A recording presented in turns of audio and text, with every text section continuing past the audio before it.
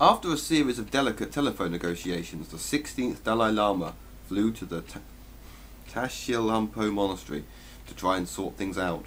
The 16th Dalai Lama said to reporters before going inside, "We are all Buddhists here. A solution will be found without excessive violence. Wait and see." The 16th Dalai Lama then posed holding the 17th Dalai Lama in his arms and kissed the baby's waxy forehead a number of times. Everyone agreed that they had the same grin. "See, there are no hard feelings here. We love each other. See, I treat him as if he were myself," said the older Dalai Lama. The 17th Dalai Lama started to cry. "See," said the 16th Dalai Lama. He already knows that life is suffering.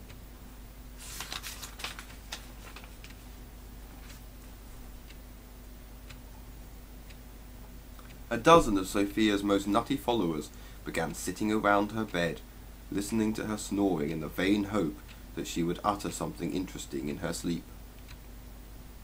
Dr. Cunningham sat at the end of her bed every night with his clipboard.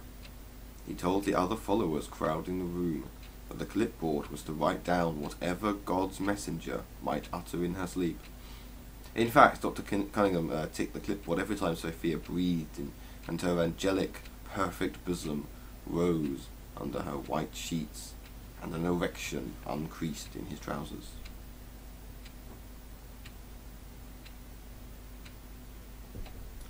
Sophia remained the only religious leader in the world to ban her followers from using Edgar Malroy's services. She said betting was worse than murder. Maybe it was. Who knows? The other religious leaders didn't understand what all the fuss was about. Many thought Sophia was a little nutty themselves. Not only in Sophia's eyes was metaphysical betting a most heinous crime, but standing by while people placed bets on religion and philosophy was almost as bad. She broke down whenever she spoke of the millions of people who foolishly put money on their metaphysical beliefs. She called the millions of people taken in by Edgar the lost ones. To save the lost ones, Sophia organised pickets outside metaphysical betting shops. These pickets normally consisted of 5 or 6 nuts who held illegible placards and tried to turn away the multitude of people who, at just about any time of day, would be queuing up to place bets on things they couldn't prove. Hardly any of the lost ones listened to the followers of Sophia, and no one could make out what their placards were supposed to say. Sometimes Sophia's followers, nodding and crying with despair, would try saving the lost ones' souls by physically preventing them from placing bets. They would tie them to lampposts with rope. When Sophia's followers trapped metaphysicians in this way, the managers of the betting shops would phone the police, and eventually the metaphysicians would be released, more determined than ever to exchange their money for a silly receipt and an even dumber badge.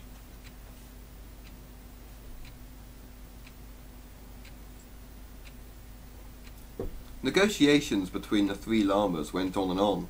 It reminded the 16th Dalai Lama of the time he had been a South African miner who had spent 4 grueling days trapped in a lift shaft 30 kilometers from Bitterfontein. He had eventually died in the mine when his air pocket ran out. Aloha. On the balcony of the Tashilhunpo monastery, the air was so fresh every breath was like a cool glass of water.